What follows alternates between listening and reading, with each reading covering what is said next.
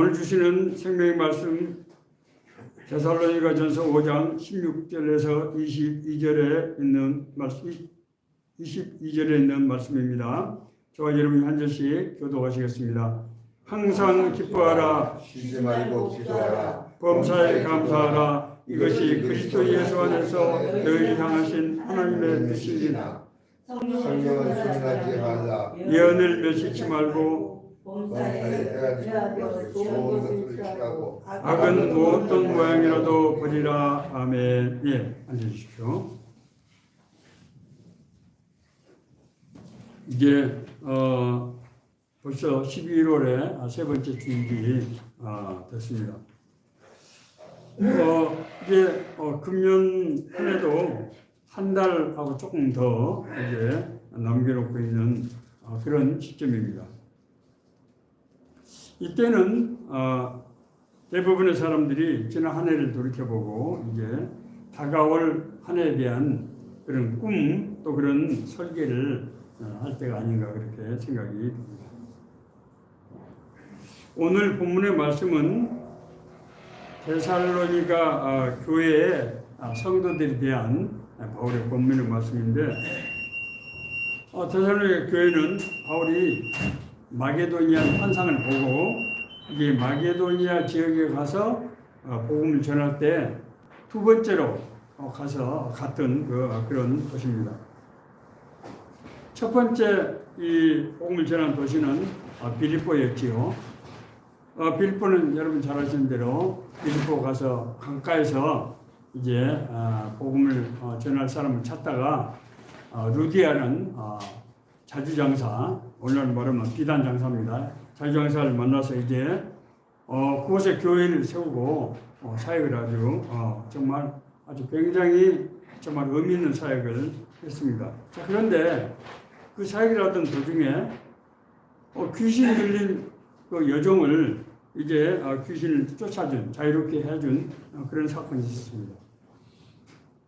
이 여종은 어떤 부유한 사람에게 고용되어 있었던 그런 사람인데, 이제 이 여종이 귀신 때문에 점을 치고 했던 것인데, 귀신이 쫓겨나가버리니까 점을 칠 수가 없게 돼서 이 주인은 돈벌이를 못하게 됐죠. 그래서 이제 그 주인이 바울을 관가에다 고발해서 이제 옥에 갇혔습니다. 그러나 성령의 역사로 그 감옥의 지지를 하면서 그 감옥이 완전히 파괴되죠. 그래서 이제 다 도망가는데 바울은 도망가지 않고 오히려 간수를 안정시키고 이제 그런 사건이 있었습니다. 어쨌든 이 사건들로 인해서 빌립보 지역에 큰 소용돌이, 큰 혼란, 또 여러 가지 문제가 발생하면서 바울은 쫓겨나게 되고, 그래서 인근인 이제 데살로니가라는 도시로 이제 가서 복음을 전하게 됐습니다. 데살로니가에서도 복음을 듣고 많은 헬라인들이 이제 회심을 하게 되자 그 지역에 있는 유대인들이 그걸 시기해서 불량배들을 동원해서 바울을 이제 붙잡으려고 합니다. 그래서 바울은 다시 인근 지역인 그 아래 지역에 있는 베레아로 이제 피신을 하게 됩니다. 바울은 데살로니가에서 한 달에밖에 있지 못했기 때문에 너무 아쉬운 거예요. 그래서 자기 수제자라고 할 수 있는 디모데를 파송해서 자기가 못한 것을 이제 성도들로 가르치게 하고 그 교회를 잘 지도해서 바로 세우게 합니다. 바울이 데살로니가 다녀온 디모데 복음을 들을 때 너무 마음에 감동이 되는 거예요. 데살로니가 교인들이 자기들이 예수 그리스도를 믿으면서 동족들에게 핍박을 받았음에도 불구하고 굴하지 않고 여전히 다른 사람들에게 복음을 전하더라는 것입니다. 뿐만 아니라 이제 사실은 데살로니가 교회는 그 헬라 지역에 있는 도시들이 갖고 있는 여러 가지 문제들, 그런 문제들을 여전히 이제 가지고 있는 것이죠. 예. 그런 이제 문제를 해결해 주기 위해서 이제 두 번에 걸친 편지를 씁니다. 그러니까 바울이 정말 2번에 걸쳐서 그 교회를 위해서 편지를 보냈다고 하는 것은 아주 대단한 일이고, 이 데살로니가 전서에 아주 굉장히 신학적이고 중요한 내용들이 많이 들어 있습니다. 편지의 내용은 이제 이 서너 가지로 우리가 요약을 할 수가 있는데, 첫째는 앞서 말씀드린 대로 자기들이 복음을 위해서 핍박을 받았음에도 불구하고 꿋꿋하게 복음을 전하는 교인들에 대해서 격려와 칭찬을 하는 그런 내용.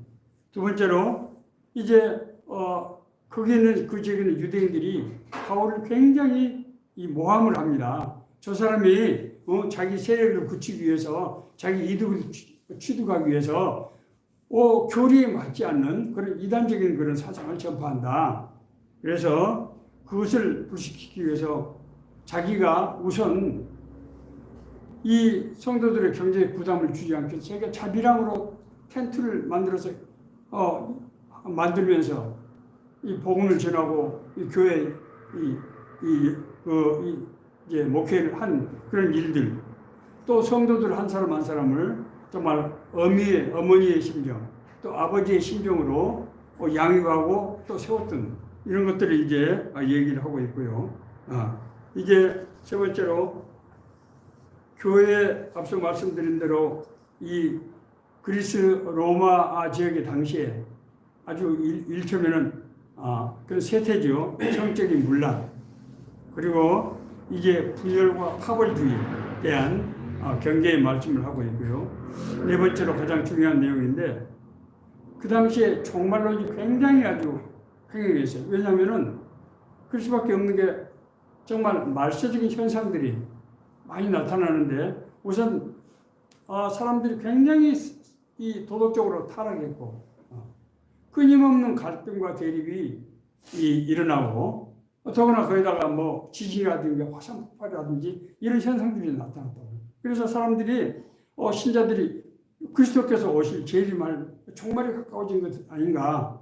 그러면은 구원을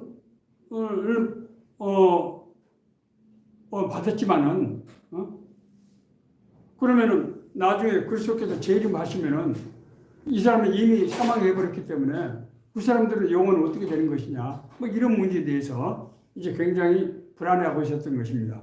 그에 대해서 그리스도의 재림으로 인한 몸의 부활, 몸의 구속이죠. 에 대해서 말씀하면서, 자, 그러므로 우리가 영적으로 깨어 있어야 된다. 이렇게 결론을 내리고 있습니다.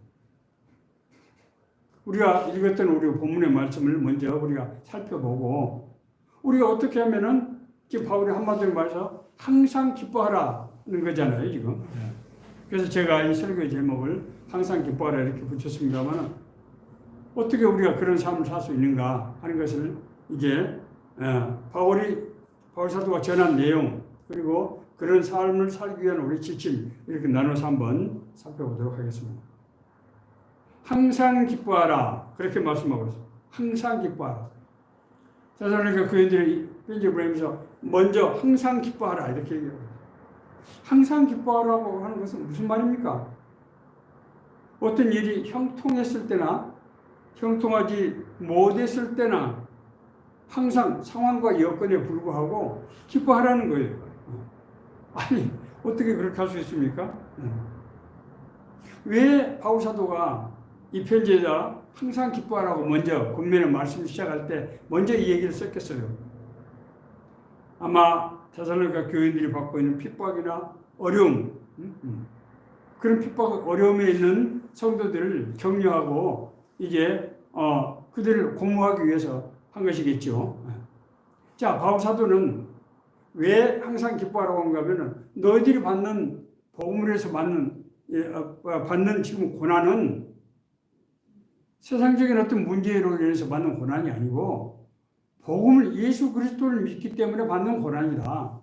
그런데 예수 그리스도를 믿으면 고난을 받게 된다는 거예요. 자, 그것은 두 가지 이유 때문인데 제가 늘 말씀드렸죠. 첫째는 영적인 싸움이다. 너희들을 시기하고 이제 복음으로부터 방해하는 그런 영적인 그런 어둠의 세력이 있다는 거예요. 그게 뭘로 나타납니까? 뭐 바울의 복음을 방해한 유대 그 율법주의자들 통해서 나타나기도 하고 또 귀신 들린 여종을 자유롭게 해줬음에도 불구하고 돈벌이 때문에 그런 바울을 복음을 전하지 못하고 감옥에 가두는 뭐 그런 여러 가지 영적인 싸움들이 있는 거죠. 자, 두 번째는 우리의 삶의 변화, 순전한 하나님의 은혜에 합당한 삶의 변화를 위해서 하나님께서 그런 권한을 묵인하신다는 거예요. 지켜보고 계신다는 거죠. 그렇기 때문에 이것은 구원받고 거듭난 사람이 받는 이런 권한은 그 속에 하나님의 축복의 비밀이 담겨 있다는 거예요. 그럴 때 우리가 이것을 깨달을 때 우리가 하나님께서 나와 함께 하시고 인도하시는 깨닫고 항상 기뻐하는 그런 신령한 기쁨을 이제 하나님께서 동시에 주신다고 하는 것입니다. 바울은 로마서 14장 17절에서 하나님의 나라는 먹는 것과 마시는 것이 아니요 오직 성령 안에 있는 의와 평강과 희락이라. 하나님의 나라는 세상에 여러 가지 뭐 어떤 물질적인 문제라든지 뭐 권력이라든지 뭐 이런 어떤 뭐 명예라든지 이런 것이 있는 그런 것을 채우는데 있는 것이 아니고 어떤 환경에도 불구하고 하나님 주신 절대적인 평강과 하나님의 의 그리고 우리가 그 결과로 느끼는 희락 이런 것이 바로 하나님의 나라의 본질이라는 거예요. 육신의 소욕을 채우는 기쁨이라든지 인간적인 의지로 만들어낸 기쁨이 아닌 성령 안에서 누리는 기쁨을 얻게 된다는 거예요. 앞서 말씀드린 대로 하나님 주신 은혜는 인생에 끊임없이 우리가 정말 시련과 시험이 다가오지 않습니까? 그런 것을 다 해결해서 우리가 아무런 문제도 없이 하는 그런 방식이 아니라 어떤 환경이나 조건에 불구하고 이 죄 가운데서 혼돈하고 고통하고 정말 이 여러 가지 이것 때문에 많은 사람들이 정말 방황하는 이 가운데서 하나님이 누리게 하시는 절대적인 평안이라는 거예요. 그렇기 때문에 우리가 항상 기뻐할 수 있다고 하는 것입니다. 그런 사람에게 하나님이 이런 은혜를 주신다. 뿐만 아니라 하나님이 주시는 이런 기쁨은 이웃과 더불어 사는 삶을 살 수 있도록 그렇게 우리에게 능력을 주신다는 겁니다. 우리의 창세기 3장을 보면은 하나님께 아담과 하와가 불순종했을 때 어떤 현상이 일어납니까? 하나님과 나의 관계에 불화가 생기고 하나님과 나에게 불화가 생길 때 나와 이웃 간에 아담과 하와가 서로 핑계를 대게 되고 아담과 인간과의 불화가 생기면서 자연과 인간이 땅이 우리가 수고하고 땀을 흘려야만 이 과실 식물을 먹게 하고 그것도 땅이 가시농토로 해서 이 경작을 방해하는 이런 자연과의 갈등과 대립이 생긴단 말입니다. 그래서 이게 만인의 투쟁이 되고 마는 거예요.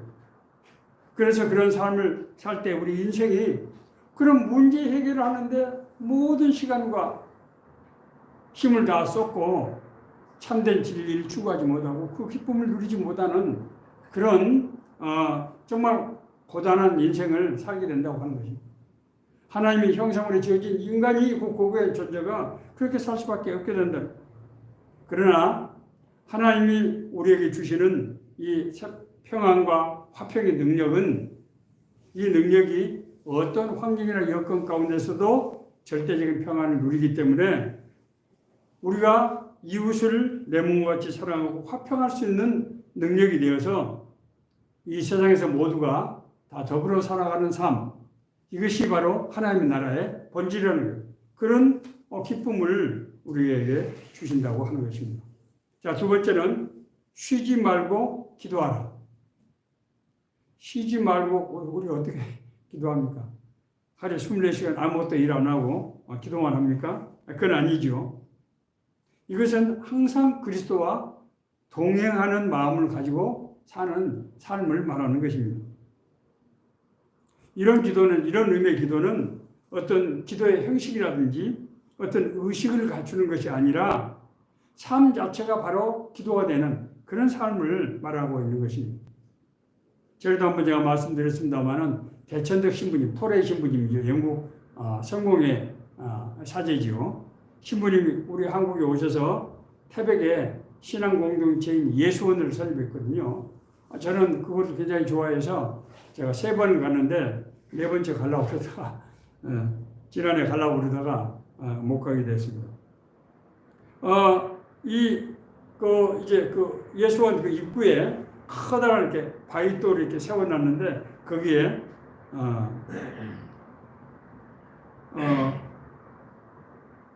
노동이 기도이다. 이렇게 쓰여 있어요. 이렇게. 우리 한글로 이렇게 파져 있습니다. 노동이 바로 기도이다. 저는 그 말씀을 이렇게 맨 처음에 갔을 때 보고 굉장한 충격을 받았습니다. 노동이 기도이다. 제가 굉장히 제게 깨달음이었어요. 정말 아주 굉장히 고차원적인. 왜냐하면 그 예수원이 영성수도원이거든요. 노동이 기도이다. 기도와 노동을 지금 이 대천덕 신부님은 같이 보고 있는 겁니다. 기도가 바로 노동이고 노동이 바로 기도라는 거예요. 노동이 바로 기도가 되고 기도가 노동이 되는 그 노동은 어떤 노동입니까? 하나님과 동행하며 동역하는 삶을 그렇게 상징적으로 표현하고 있는 것입니다. 우리가 그래서 이제 제가 그 예수원에서 배워가지고 3종 기도를 우리 교회에서도 지금 이제 시행하자고 하고 제 나름대로 이제 훈련을 하고 있습니다. 3종 기도 중에서 특히 5도는 이제 점심 때 하는 기도 아닙니까 그게? 예. 5도는 점심 때 이 점심 때라고 하는 것은 물론 수도원에서는 점심 때 시간을 내서 별도의 기도를 합니다. 형식으로서의 기도를 하는데 이것이 우리 삶에 적용될 때는 우리가 직장에서 일하면서 기도를 할 수가 없잖아요. 이것을 어떻게 하는 겁니까? 노동이 바로 기도이다 하는 이런 정신이 하루의 삶을 살 때 기도하는 마음으로 기도하는 그런 어떤 믿음을 가지고 그렇게 일하는 것을 의미합니다. 이것을 다른 말로 하면 사귐의 기도라고도 그렇게 표현합니다. 하나님과 동행하는 삶, 하나님과 동행하는 삶이죠. 무엇을 구하는 기도라기보다는 그리스도와 함께 동행하는 기도인데 이것이 잘 나타나 있는 그런 책이 있는데 브라더 로렌스가 쓴 하나님의 임재 연습이라고 하는 책에 나와 있습니다. 이 브라더 로렌스는 16세기에 이제 프랑스 수도사인데 이 사람이 수도원 그 주방에서 40년의 세월을 일하면서 늘 하나님과 동행하는 삶을 살았어요. 그래서 그 주방 일이 조금도 힘이 들거나 지루하거나 하지 않았다는 거예요. 끊임없이 주님과 동행하는, 여기서 주님과 동행이 생각해 보세요. 우리가 하나님의 음성을 한번 들으면 얼마나 기쁨이 큽니까? 저는 1990년 1월 19일 날 그 하나님이 들었던 하나님의 음성은 늘 제 마음속에 새롭습니다. 네. 우리가 하나님의 어떤 분들은 꿈을 통해 환상을 통해서 예수님의 모습을 보신 분도 있어요. 그런 분들은 절대로 잊어버리지 않습니다. 주님께서 나와 함께 하시는. 네. 그런데 이 주님과 날마다 동행하는 그런 기도, 그런 삶을 사는 사람의 기쁨이라고 하는 것은 말할 수 없는 거죠. 바로 그것을 말하는 거예요. 쉬지 말고 기도하라. 하나님이 우리와 함께 하실 때, 우리에게 주시는, 하나님께서 우리와 함께 하실 때는 그야말로 우리 삶 자체가 바로 기도가 되는 것입니다. 자, 세 번째는 범사에 감사하라. 이것도 문자 그대로 모든 상황에서 감사하라고 하는 것입니다. 인생에는 좋은 일도 있고 또 굳은 일도 있습니다. 이러한 일들을 마치 파도가 정말 밀려오듯이 거듭거듭 반복되게 됩니다. 그런 상황에서도 사도는 우리에게 감사하라고 말씀하고 있는 것입니다. 자, 그런데 여기서 모든 상황에서 감사하라고 하는 것은 훈시적인 언명이 아니라는 거예요. 감사할 수 없는 조건, 감사할 수 있는 마음이 없는데 억지로 의지적으로 감사해라. 반드시 그런 말씀이 아니라고 하는 거예요. 어떤 상황에서도 감사할 수 있는 것은 하나님이 함께 하신다는 믿음이 있을 때 감사할 수 있게 된다고 하는 것입니다. 야곱이 자기 아버지 이삭을 속여서 장자권을 얻어냈잖아요.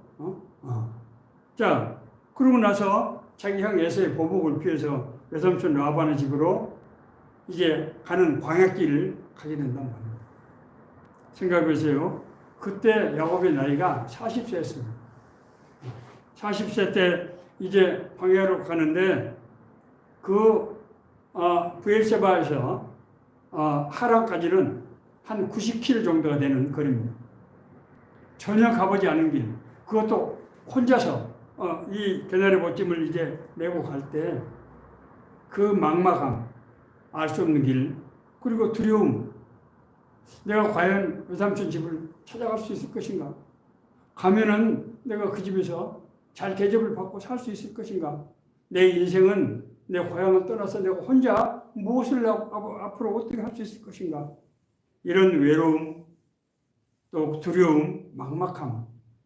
이 야곱이 이 광야에서 돌베개를 베고 잤다고 하는 것이 그런 것을 상징적으로 표현하는 거 아니겠습니까? 자, 그런데 그런 잠을 자고 있는 야곱에게 이제 저희 환상을 보게, 잠에서 밤중에 환상을 보게 되는데 하늘에서 사닥다리가 내려오더니 하나님의 천사들이 오르락 내려가면서 거기서 하나님의 음성이 들려왔습니다. 야곱아, 나는 너의 조부 아브라함, 아비 이삭의 하나님이다. 내가 너희 조부에게 한 약속은 내가 너를 통해서 이루겠다. 그러므로 네가 어디를 가든지 내가 너와 함께하며 너를 지켜 보호해서 내가 다시 이곳으로 돌아올 때까지 내가 널 떠나지 않겠다. 이렇게 말씀을 해주셨어요. 야곱이 그 말씀 듣고 꿈에서 깨어나서 내가 혼자 있는 줄 알았더니 하나님께서 나와 함께 하시는구나. 하나님께서 내 마음을 아시고 나를 안심시키시고 내가 이 길이 하나님께서 계획하고 예비하는 길이라고 하는 것을 나에게 말씀하시는 거죠. 그래서 그 일어나서 그 자기가 자던 돌을 세워서 거기다 기름을 붓고 하나님 앞에 서원하게 되는 것이죠. 뭡니까? 하나님이 함께 하실 때 광야도 더 이상 광야가 아니고 정말 하나님께서 동행하는 하나님이 함께 거하시는 하나님의 집 베델이 된단 말입니다. 그래서 그 땅 이름이 원래 루스였는데 야곱이 그 땅 이름이 베델은 하나님의 집이라는 뜻입니다. 벳은 집이라는 뜻이고 엘은 하나님이죠. 하나님과 함께 하시는 은혜는 먼저 우리 심령을 변화시킵니다. 어떻게 변화시킵니까? 사랑과 희락과 화평과 온유, 절제 이런 하나님의 성품으로 우리를 변화시켜요. 뿐만 아니라 하나님께서 이제 우리와 동행하는 삶을 통해서 우리와 함께 하시면서 우리 길을 인도하시고 우리에게 힘을 주시고 능력을 주시고 모든 상황을 극복하게 하신다고 하는 것입니다. 그렇기 때문에 우리는 어떤 상황 속에서도 감사할 수 있게 된다고 하는 거예요. 무조건 감사하는 게 아니에요. 감사할 수 있게 된다고 하는 것입니다.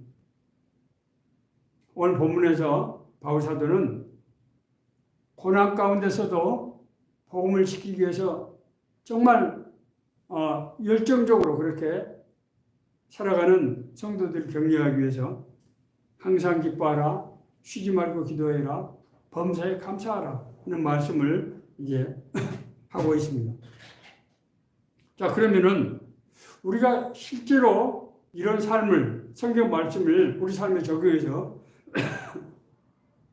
이런 삶을 우리가 살기 위해서는 잠깐만 죄송합니다.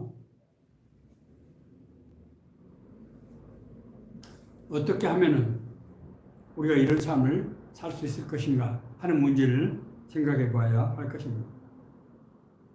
자, 사도는 여기서 이제 세 가지 말씀을 데살로니가 교인들에게 하고 있습니다. 성령을 소멸치 말고, 그렇죠? 예언을 놓치지 말며 악은 어떤 모양이든 그것을 버리라. 이렇게 말씀하고 있습니다. 성령을 소멸치 말고 항상 기뻐하고 쉬지 말고 기도하고 범사에 감사하는 삶은 인간의 의지적인 노력만으로는 어렵다고 하는 것입니다. 세상이 우리가 구원받고 겁난 은혜를 체험한 사람들이 빠지게 되는 혼란은 처음에는 정말 하나님의 은혜로 정말 말할 수 없는 기쁨과 그런 충만함을 느꼈는데 일정한 시간이 지나면서 옛날과 같은 상태로 돌아가는 것입니다. 그런 내면에서 올라오는 그런 기쁨과 이런 것들이 이제 사라지게 될 때, 옛날에 여전히 겪었던 여러 가지 시련과 시험으로부터 자유롭지 못하는 것을 느끼게 됩니다. 자, 그런데 바울 사도는 이제 그 앞서 빌립보 교회의 성도들에게 보내는 편지에서 이렇게 고백하고 있습니다. 나는 비천에 처할 줄도 알고 풍부에 처할 줄도 알아. 모든 일, 곧 배부름과 배고픔과 풍부와 궁핍에도 처할 줄 아는 일체 비결을 배웠노라. 내게 능력 주시는 자 안에서 내가 모든 것을 할 수 있느니라. 바울 사도는 사실 오늘날 우리 표현으로 말하면 금수저 출신 아닙니까? 히브리인 중에 히브리인이고 유대 율법에 아주 정통한 사람이고 헬라 철학에 정통한 사람이고 더구나 로마 시민권자고 뿐만 아니라 유대교회에서 청년 지도자였어요. 앞으로 장래가 촉망되는 가말리엘의 수제자였지 않습니까? 당대 최고의 스승이었던 그런 사람이 이제 예수 그리스도를 믿고 나서 말할 수 없는 정말 가난과 여러 가지 복음을 전파하는 과정에서 겪게 되는 말할 수 없는 핍박과 환난과 고통, 감옥에 몇 번 갇히고 매를 맞고 정말 이 바다의 위험 또 그런 강의 위험들을 겪고 말할 수 없는 고난을 겪었지만은 내게 능력 주시는 자 안에서 나와 함께 하시고 나와 동행하시면서 능력을 주시는 이 그리스도 안에서 내가 모든 것을 이겨낼 수 있는 극복할 수 있는 비결을 얻었다고 하는 것입니다. 우리가 그렇다고 그러면은 우리가 성령께서 우리와 함께 하실 때 성령 충만한 은혜를 받으면은 어떤 환경도 극복하는 환경이 전혀 문제가 되지 않는 그런 이제 능력 있는 삶을 살게 되는데 그러면은 어떻게 하면 우리가 성령 충만한 삶을 살 수 있는가? 그것은 기본적으로 이제 성령 충만을 사모하는 마음이 있어야 됩니다. 성령 충만을 사모하는 마음이라는 것이 무엇입니까? 많은 신자들이 성령님을 무슨 특별한 능력이나 지식으로 생각하고 자기 자신의 삶의 문제를 해결하기 위해서 성령의 능력을 구하는 경우가 많은 것 같습니다. 자, 그런데 사도행전의 역사를 보면은 성령의 사람들은 성령의 주권적 인도하심을 따라서 사는 이들이었어요. 심지어 바울 사도는 자기 제자들이 이제 자기가 마지막으로 예루살렘에 들어갈 때 고린도 교회에서 받은 그 헌금 오늘날로 말하면 아마 수천만 원이 됐을 거예요. 그 돈을 가지고 이제 예루살렘 교회를 지원하기 위해서 갈 때 자기 제자들이 어떻게 합니까? 선생님 거기 가면은 선생님의 매익에 대해서 환난 당하게 된다는 것을 성령께서 우리들에게 보여주셨습니다. 절대로 가시면 안 됩니다. 라고 했을 때 바울 사도가 뭐라고 얘기합니까? 너희들이 왜 나를 붙잡고 물어서 나의 마음을 이렇게 힘들게 하느냐? 나는 그리스도께서 받은 이 은혜, 정말 그 능력 안에서 어떤 환난이 나를 기다린다 할지라도 그것이 하나님의 뜻이라면은 나는 그것을 감수할 그런 용의가 돼 있고 그것이 내 소망이다. 그래서 제자들이 더 이상 바울 사도를 만류할 수 없었습니다. 하나님의 사람들은 성령의 주권적인 인도하심에 따라서 사는 사람들이에요. 그 사람들이 그런 삶을 살 때 정말로 하나님께서 예비하신 놀라운 능력들, 은혜들이 함께 하셨다고 하는 것입니다. 자, 두 번째는 예언을 멸시하지 말라. 예언을 멸시하지 말라. 여기서 예언은, 성경에서 예언은 두 가지 의미가 있습니다. 첫째는 하나님께서 우리가 일반적으로 하는 직접 계시를 통해서 보여주는 그런 예언들이 있어요. 되게 미래에 일어날 일들이라든지 또 어떤 피해야 될 일들을 보여준다든지 또 우리를 인도하는 뭐 그런 방법으로 하나님께서 직접적인 계시를 많이 하십니다. 자, 두 번째는 성경 말씀을 통해서 우리를 인도하시고 깨닫게 하시는 그런 예언이에요. 그래서 예언이 이 앞에 예언하고 뒤에 예언이 한자가 다릅니다. 뒤에 예언은 우리가 예금할 때 예자, 그 예를 쓰는 거, 데포짓 한다. 그 말씀을 키핑한다. 그런 뜻입니다. 하나님이 주시는 말씀이 나의 안에 나에게 임해서 그것이 하나님의 뜻으로 우리가 깨닫게 되고 그 일을 인도받게 되는 그 예언이라고 하는 그 말씀이라고 하는 것입니다. 하나님의 영이 하나님이 여기신 성령께서 성도들과 함께 하실 때 이제 이 두 가지 예언의 말씀을 주신다는 거예요. 첫째는 뭡니까? 하나님께서 함께 하시면 우리를 인도하신다고 하는 말씀.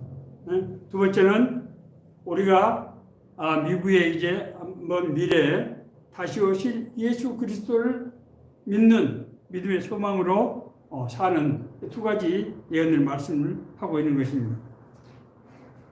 성령께서 우리 마음속에 마음을 열리게 해주셔서 하나님의 말씀이 성경에 쓰여진 하나님의 말씀이 나의 말씀이 되는 걸 우리가 레마의 말씀이라고 하죠.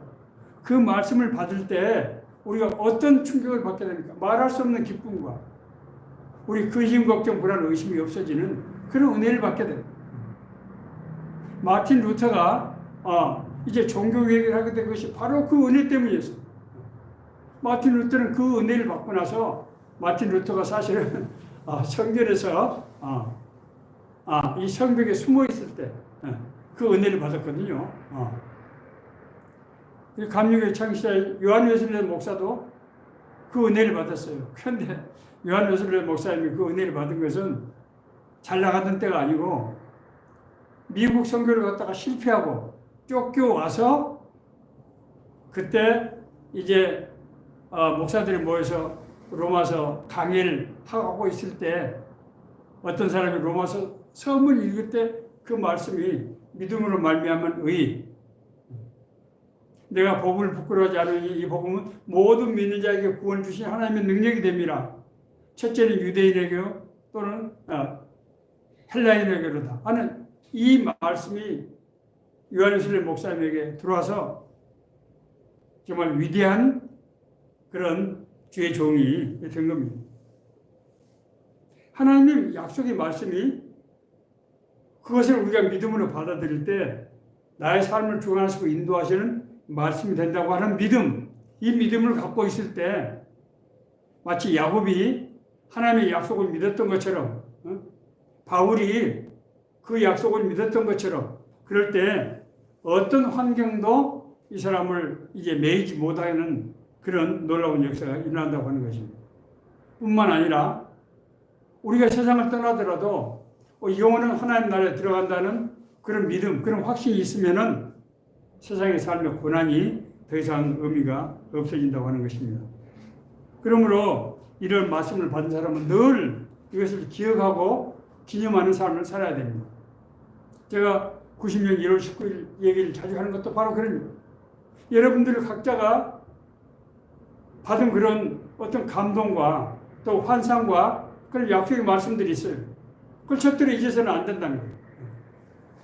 자, 세 번째로 악은 어떤 모양이라도 버리라. 하나님의 은혜에 합당한 삶을 살기 위한 가장 기본적인 조건은 육신의 소욕을 버리는 경건한 삶입니다. 바울 사도는 로마서 8장 5절 6절에서 육신을 따르는 자는 육신의 일을, 영을 따르는 자는 영의 일을 생각하나니 육신의 생각은 사망이요 영의 생각은 생명과 평안이에요. 구원받지 못한 사람은 누구의 영에 인도를 받게 된다고요? 죄의 영에 인도를 받게 돼요. 그래서 어둠에 속하게 되고 나중에 정말 비극적인 그런 삶을 살게 되는 것입니다. 하나님의 영, 성령을 따라 사는 사람은 어떻습니까? 여기서는 생명과 평안, 생명이라는 건 영원한 생명, 영생을 말하는 거죠. 영생을 누릴 뿐만 아니라 우리 삶 가운데서도 하나님 주시는 절대적인 평안을 누리게 된다고 하는 것입니다. 제가 뭐 성경 말씀을 다 좋아하지만은 굉장히 좋아하는 말씀이 있어요. 그리스도 예수의 사람들은 그 육신과 함께 그 종과 욕심을 십자가에 못 박았느니라. 제가 은혜 받을 때 이걸 영문을 외워서 영문으로 읽어보시면 확실히 의미가 분명해집니다. Those who belong to Christ Jesus, those who belong to Christ, 예수 그리스도에 속한 사람들은 have crucified with his passion, have crucified with sinful nature. 우리 이 심령, sinful, 이 죄된 그런 심령이 십자가에 못 박혔다는 거예요. With his passions and desires. passion. 패션의 열정을 말하는데 열정을 어떤 말하는 일점 탐욕적인 그런 열정을 말하는 세상적인 열정. passions and desires. 욕망. Those who belong to Christ Jesus have crucified the sinful nature with its passions and desires. 우리 예수 그리스도의 은혜를 받은 사람들은 자기 인간의 육신적인 욕망과 그런 열정들을 십자가에 못 박게 된다. 그럴 때 우리가 하나님의 인도하심을 받게 되고 하나님과 동행하는 삶을 살아서 세상의 고난과 근심, 걱정, 불안, 의심이 아무런 의미가 없게 되는 그런 삶을 살게 되고, 그래서 항상 기뻐하라, 쉬지 말고 기도하라, 범사에 감사하라는 이 말씀이 그 삶 가운데서 이루어지게 된다고 하는 것입니다. 말씀을 마치겠습니다. 이제 오늘 2024년 11월 17일 이제 한 달여 이제 금년도 우리가 남겨놓고 있습니다. 인생은 영원한 하나님 나라를 위한 그런 예비 학교다. 엘리자베스 큐비로서는 자신이 썼던 수없이 많은 죽음에 관한 책들에서 한마디로 내 메시지는 바로 그거다 이렇게 얘기하고 있습니다. 이 인생은 엘리자베스 큐비로스 박사는 한 10년 전에 소천하셨는데 전 세계 2만 명의 죽었다 살아난 사람들의 데이터를 분석을 하고 그 중에서 200명 제가 직접 만나서 인터뷰를 했어요. 그 결과로 이제 우리 인생이라고 하는 것은 영원한 나라에 들어가는 준비 과정, 훈련 과정이다. 성경은 이것이 우리가 이스라엘 민족이 출애굽에서 가나안 땅으로 가는 과정에서 광야 40년을 상징하고 있는 것입니다. 우리 소망은 두 가지. 이 세상에 살면서 형통한 삶을 사는 것, 그리고 세상을 떠나고 나서 영원한 하나님 나라에 들어가는 것. 그렇지 않습니까? 이 두 가지 문제가 어디에 걸려 있느냐? 이걸 위해서 바울사도는 항상 기뻐하라, 쉬지 말고 기도하라, 범사에 감사하라. 이렇게 말씀하고 있습니다. 우리는 이런 하나님 우리에게 주시는 은혜를 하나님께서 우리에게 말씀하셨어요. 우리 금년도 우리가 말씀을 금년 한 해를 붙잡고 살아온 비전이 뭡니까? 내가 새 일을 행하리니 이제 나타날 것이라. 너는 이전 일을 기억하지 말며 생각도 하지 말라. 내가 광야의 길을 사막에 강물을 내리니 타조와 승냥이도 기뻐할 것은 내가 사막에서 물을 주어서 마시게 하셨습니다.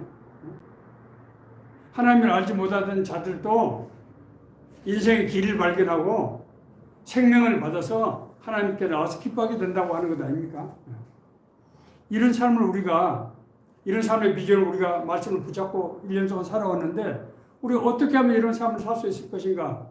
제가 제안한 것이 3종 기도입니다. 조도, 오도, 만도. 조도는 뭡니까? 아침에 새벽에 일어나서 우리가 일어날 때 오늘 내가 하루에 할 일들을 주님 앞에 내어놓고 같이 상의하는 기도를 하자는 거예요. 하나님 아버지, 오늘 거룩한 주일입니다.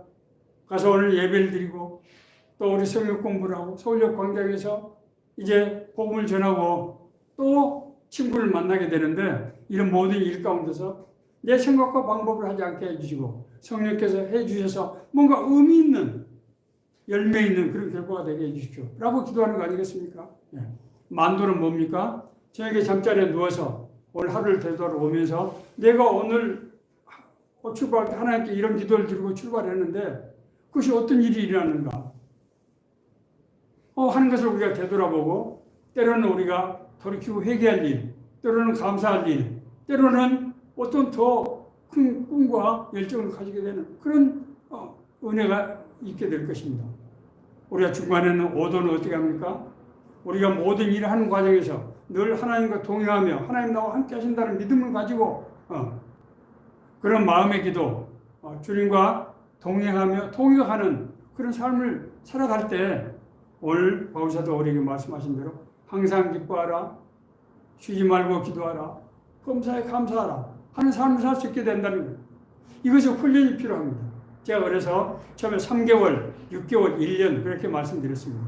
3개월 한번 해보고 그 다음에 좀 돌이켜서 6개월 또 한번 해보고 그리고 나서 1년을 해보면은 이제 우리가 많은 사람들이 이제 수도사에서 훈련했던 사람들이 이 과정을 거치면은 그것이 정착이 된다. 이런 제가 글을 읽었기 때문에 그렇게 권면했습니다. 자, 오늘 이 말씀이 금년도 한 해를 우리가 되돌아보고 내년도 한 해를 꿈꾸게 될 이 시기에 우리에게 주시는 하나님의 은혜의 말씀, 생명의 말씀이 되기를 간절히 바랍니다.